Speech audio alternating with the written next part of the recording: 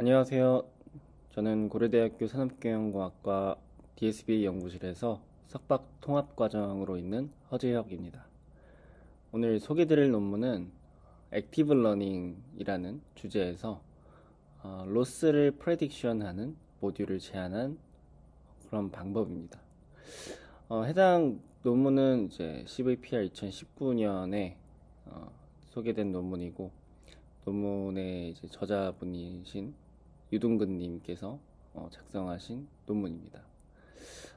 유동근님은 이제 의료인공지능 회사인 루닛에서 이제 창업을 같이 하시고 오랫동안 일하신 분인데, 이 이미지 쪽에서도 굉장히 많은 연구를 하시고, 이 해당 논문에서도 되게 단순하지만 효과적인, 또는 약간 좀 되게 인사이트 있는 그런 연구를 하셨다고 읽으면서 생각이 들었습니다. 그래서 재밌는 내용이니 한번 같이 내용을 살펴보시면 좋을 것 같고요. 사실은 또 이 영상 시작하기에 앞서서 뭐 이런 제 영상을 봐주시는 분들께 뭐 이런 말씀을 드려도 될지 모르겠지만, 저자분께서 발표하신 영상이 또 있습니다. 그래서 사실은 그거를 보는 게 좀 더 정확할 수도 있기 때문에 미리 참고해 주시면 좋을 것 같고요. 하지만 제 영상에서는 조금의 이제 제 영상을 보는 분들께 정보를 드리고자 제가 읽었던 어떤 사견을 또 한번 같이 남겨보도록 하겠습니다. 먼저 인트로덕션에 대해서 소개를 드리도록 하겠습니다. 우선은 이 논문에서 제안하는 방법의 좀 개괄적인 내용을 먼저 소개를 드리도록 하겠습니다. 여기서 제안하는 러닝 로스라는 것은 uncertainty 방법 중에 하나로 분류가 됩니다. 액티브 러닝이라는 것은 이따가 이제 바로 뒤에서 소개드리겠지만, unlabeled 데이터로부터 데이터를 이제 어떤 데이터를 어노테이션 할 것인지 이제 선택하는 과정의 방법을 제안하는 그런 태스크다라고 생각을 하시면 되는데요. 그러한 방법 중에서, 선택을 하는 방법 중에서 uncertainty를 가지고 그걸 기반으로 선택하는 것을 이제 uncertainty approach라고 합니다. 그래서 여기서의 제안하는 방법은 제목에서 알 수 있다시피 로스를 예측하도록 추가적인 네트워크에 추가적인 로스 프레딕션 모듈을 같이 활용을 합니다. 그래서 아래에 있는 그림의 A 부분에 해당하는 부분이 바로 방금 말씀드렸던 내용을 설명하는 그림이다 라고 볼 수가 있습니다. 그래서 해당 네트워크 이제 모델을 보시면 모델에 원래는 타겟 프레딕션에 대한 결과가 나오죠.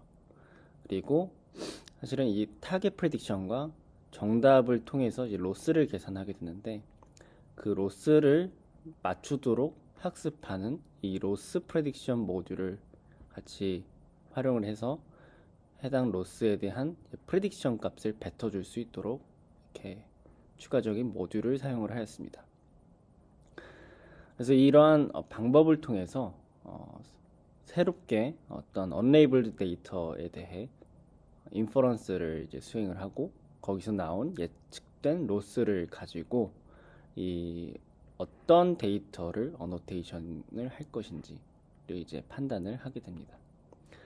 해당 방법에서 가장 핵심적인 어떤 컨트리뷰션이라고 한다면 어떠한 태스크에도 적용 가능하다라는 것입니다. 뭐 이거를 이제 태스크 어그노스틱이라고도 이제 불리고요. 해당 논문에서는 이러한 태스크 어그노스틱한 점을 보이기 위해서 이미지 클래시피케이션 뿐만 아니라 오브젝트 디텍션 그리고 포즈 에스티메이션도 같이 실험을 진행을 하였습니다. 이제 배경 지식에 대해서 소개를 드리도록 하겠습니다.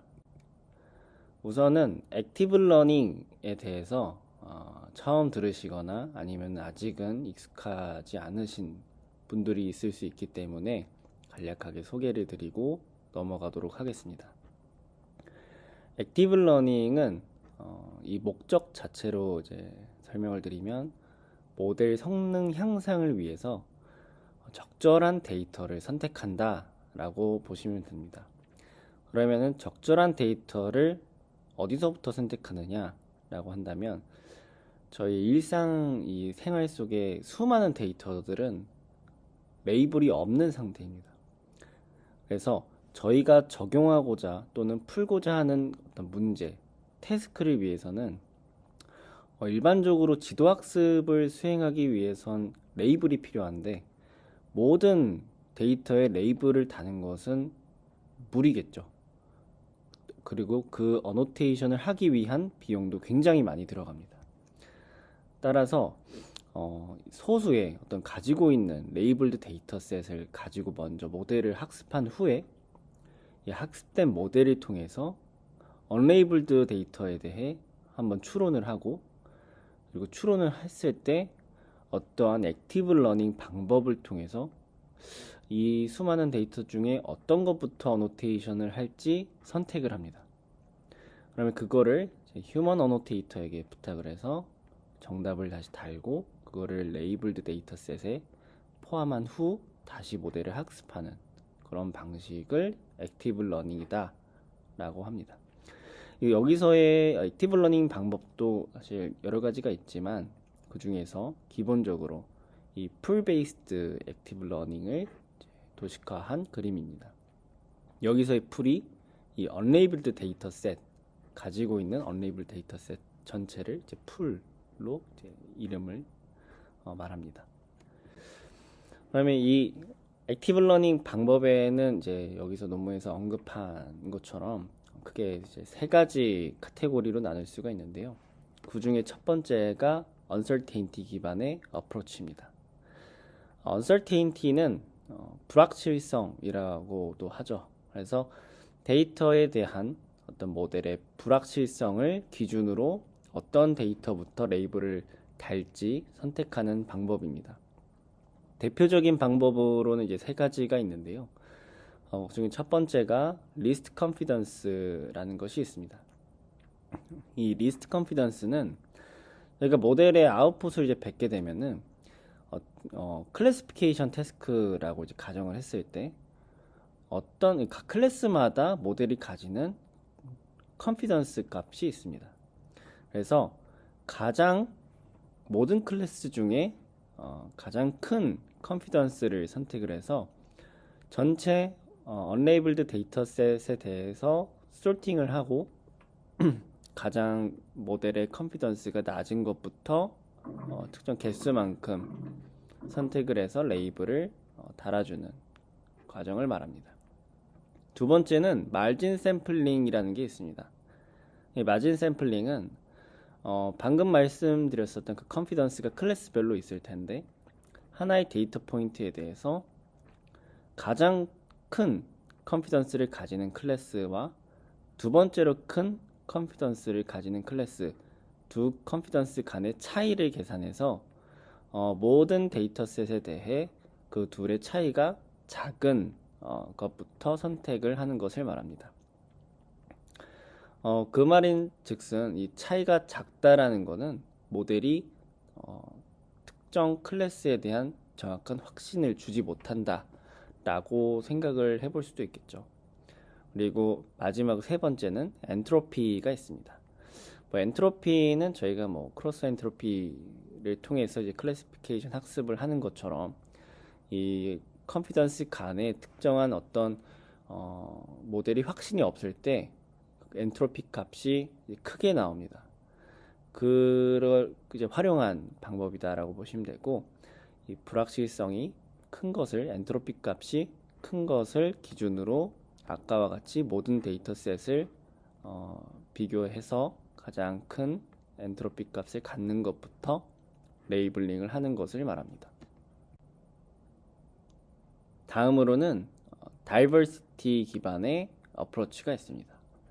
이 다이버시티는 이름에서 알 수 있듯이 언레이블드 데이터에서 특정 데이터 포인트가 전체 데이터에 대한 정보를 반영할 수 있는 것을 말합니다.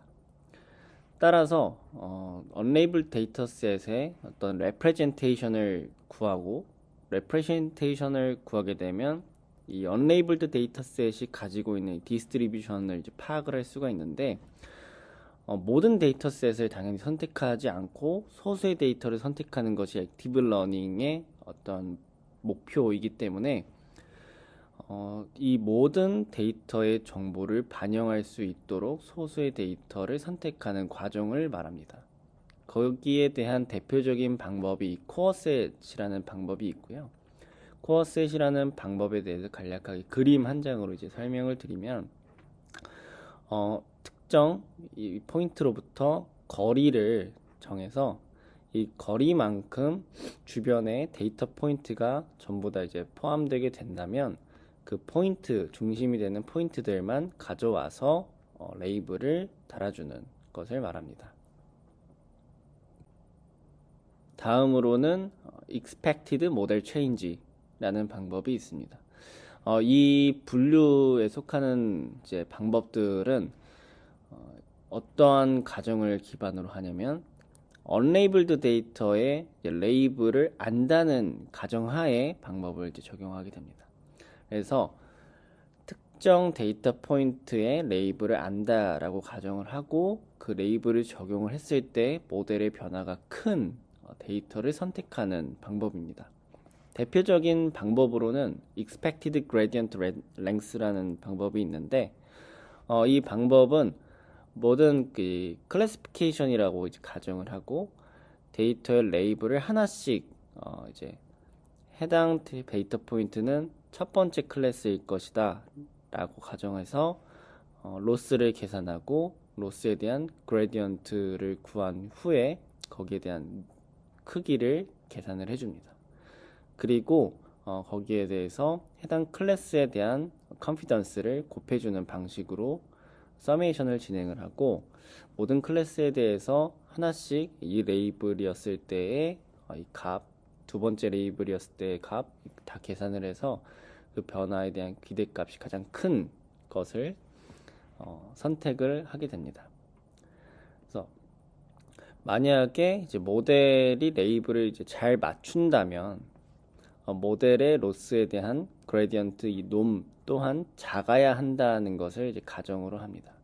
왜냐하면 이미 학습 과정에서 비슷한 이제 데이터를 이제 잘 학습을 했다면 해당 클래스에 대한 컨피던스를 높일 것이고 그리고 로스가 작게 나오기 때문에 거기에 대한 변화 또한 작을 것이다 라는 것을 이제 가정을 합니다.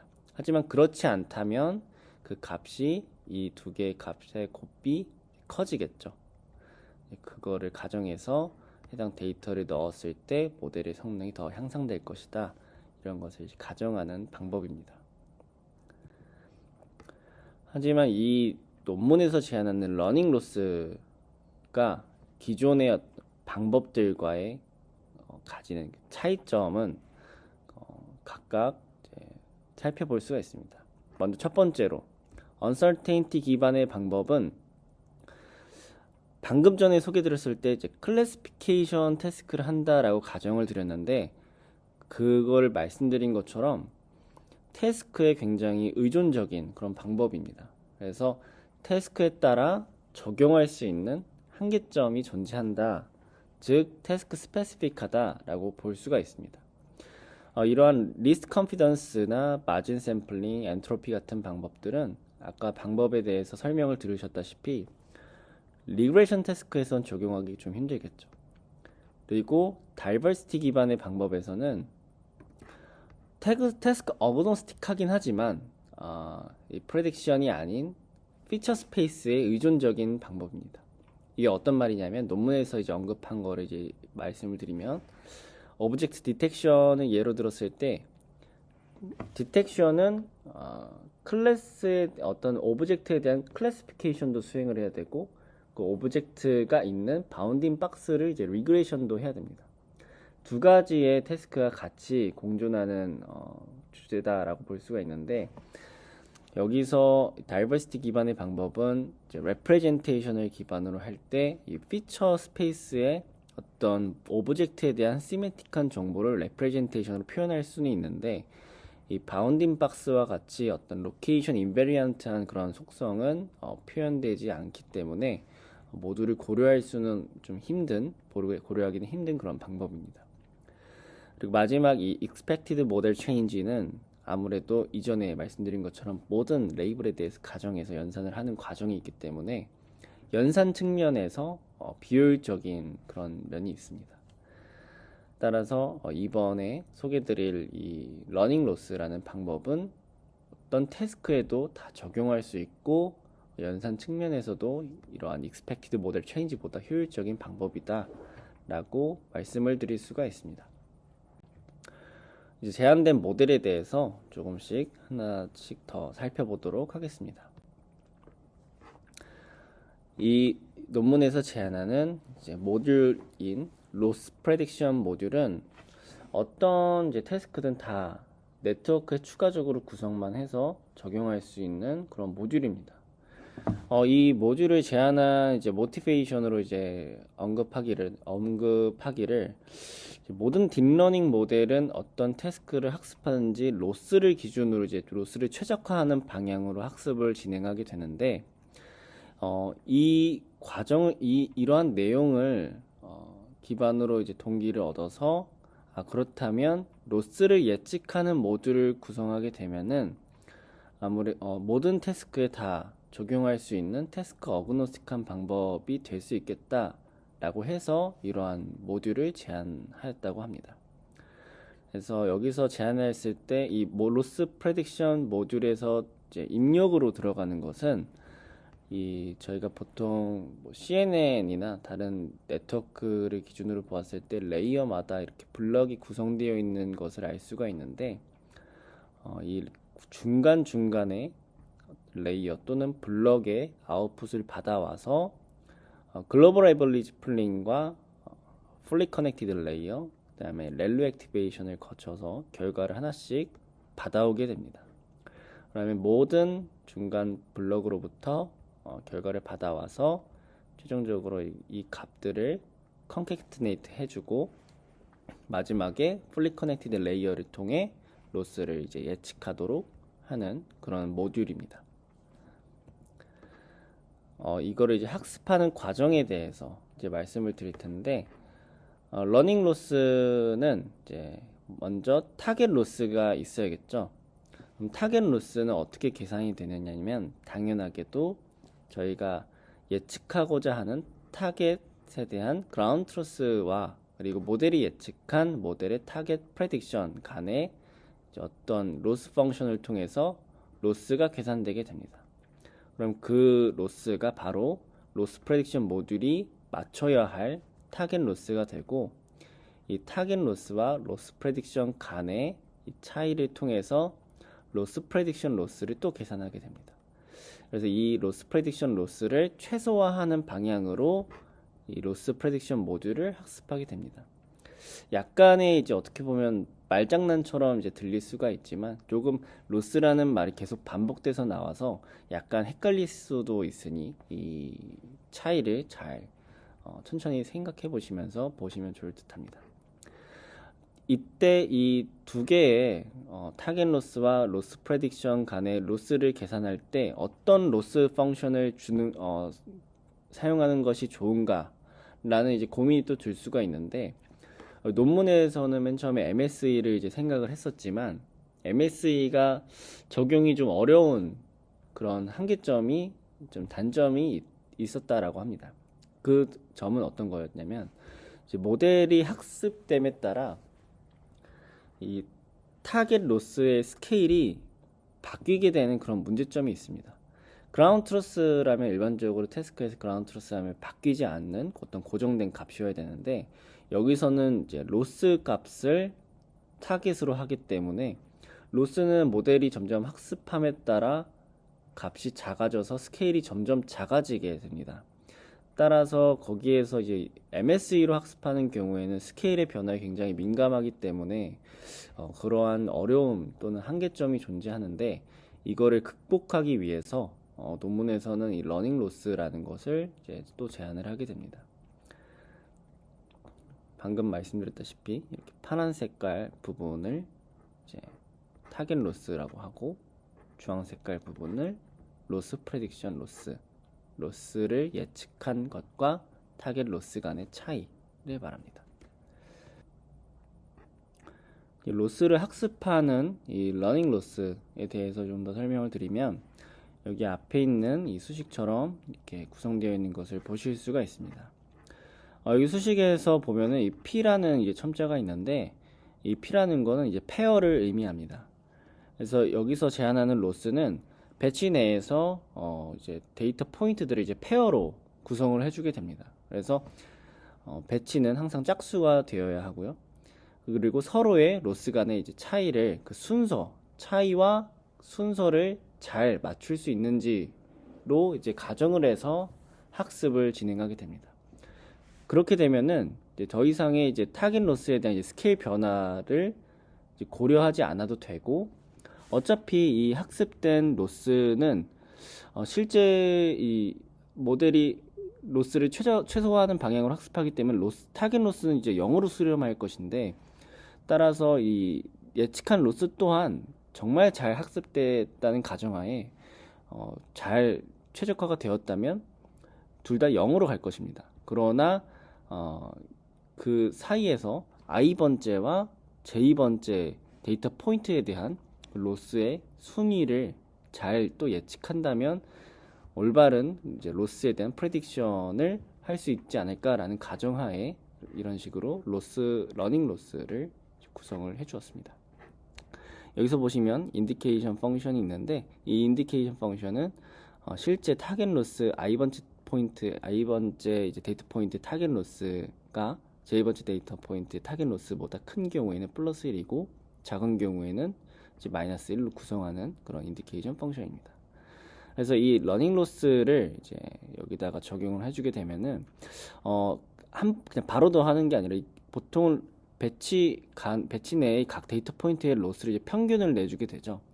그러나 여기서는 이 러닝 로스를 계산할 때 배치 내에서 페어로 구성을 했기 때문에 배치만큼 나누고 거기서 이만큼 곱해주게 됩니다.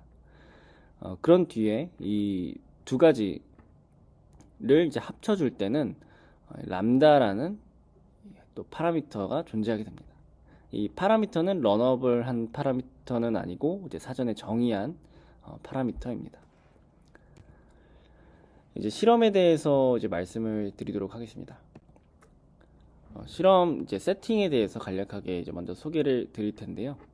여기서 평가하는 이 태스크들은 처음에 말씀드렸다시피 이미지 클래시피케이션과 그리고 오브젝트 디텍션, 그다음에 포즈 에스티메이션 실험을 진행하게 됩니다. 각각 태스크마다 이제 사용되는 모델들이 여기 작성되어 있는데요.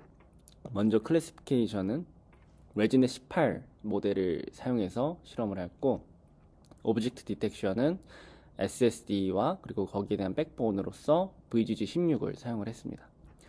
포즈 에스티메이션은 이제 히트맵을 이제 아웃풋으로 내뱉는 아워글래스 네트워크를 사용하게 됩니다. 그 다음에 액티브 러닝에서는 그 세팅에 대한 그 값들이 있는데요. 언레이블드 데이터로부터 몇 개의 데이터를 선택할지에 대한 그 값을 이제 설정을 해주게 됩니다. 그 값이 여기서의 K이고요.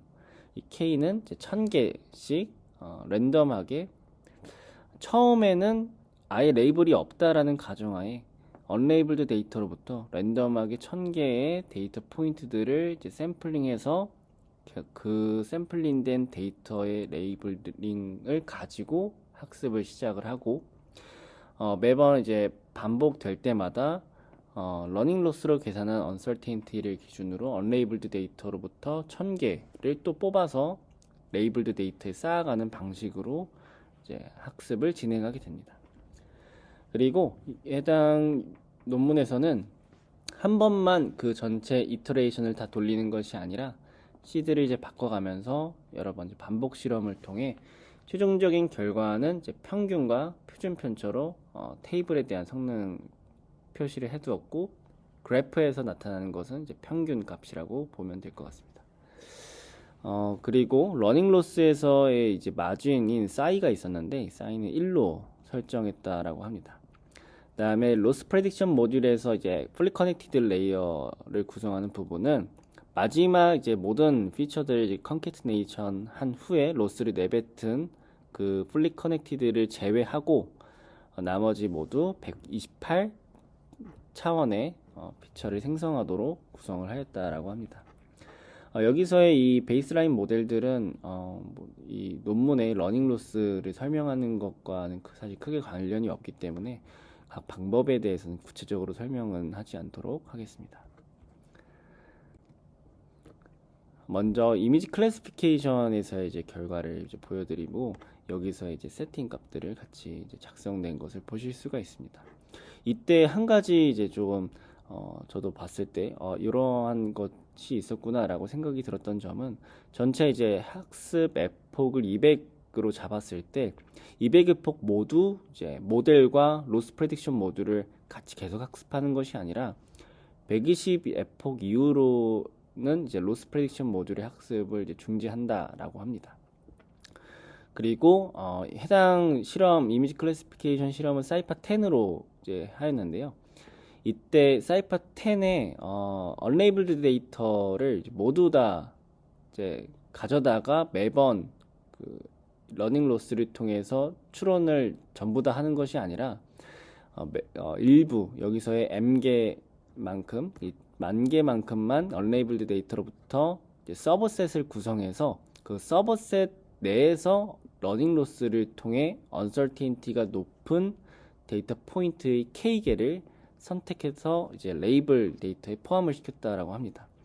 이렇게 서버셋을 구성하는 이유는 아무래도 전체 언레이블 데이터셋에서 그 러닝 로스를 통해 언설테인티로 이제 선택을 1000개 정도 했을 때 굉장히 중복되는 정보들이 많이 포함이 되어 있기 때문에 그러한 오버랩을 방지하기 위해서 이렇게 서브셋을 구성했다라고 합니다. 그래서 여기서 비교하는 이 액티브 러닝 방법들은 베이스라인으로 그냥 랜덤하게 언레이블 데이터로부터 선택하는 방법이 하나가 있고 그 다음에 파란색은 이제 엔트로피 아까 전에 백그라운드에서 말씀드렸었던 언설테인티 기반 방법 중인 하나인 엔트로피 방법이 있고 그리고 다이버시티 기반의 방법인 코어셋 방법이 있고 러닝 로스를 적용한 게 아니라 그냥 MSE를 적용한 러닝 로스 방법이 있습니다. 그래서 그 과정 이 네 가지를 이제 같이 비교했을 때 이 논문에 지원하는 러닝 로스 방법이 초반에 레이블 데이터가 이제 작은 상황에서도 훨씬 더 빠르게 수렴하는 모습을 볼 수가 있고 최종적인 결과에서의 어큐러시도 높은 것을 볼 수가 있습니다. 다음은 이제 오브젝트 디텍션에 대한 설명입니다. 오브젝트 디텍션에서는 이제 파스칼 VOC 데이터셋을 사용했고 이 데이터가 이제 2007년도 버전이 있고 2012년도 버전이 있는데 학습 데이터는 두 개를 이제 같이 합쳐서 사용했다라고 하고 테스트 셋은 2007년도 거를 사용했다라고 합니다. 그래서 결과를 보았을 때 클래시피케이션과는 조금 다르게 앞선 이 레이블드 데이터가 조금 적을 때는 코어셋이 좀 더 잘 되는 듯 하다가 레이블드 데이터셋이 조금 더 모였을 때는 러닝 로스 방법이 더 좋아지는 것을 볼 수가 있습니다. 그래서 한 가지 좀 확인을 해야 될 부분은 엔트로피는 이제 클래시피케이션에만 적용할 수 있는 방법입니다. 여기서 오브젝트 디텍션에서 어떻게 적용했냐면은 오브젝트 디텍션에서는 이전에 말씀드린 것처럼 오브젝트에 대한 클래스를 이제 분류하는 작업과 바운딩 박스를 리그레이션 해야 되는 작업이 있는데 바운딩 박스를 리그레이션 하는 그 쪽은 제외하고 클래스를 분류하는 그 부분에다가만 이 엔트로피를 적용해서 언설테인티를 계산했다라고 보시면 될 것 같습니다.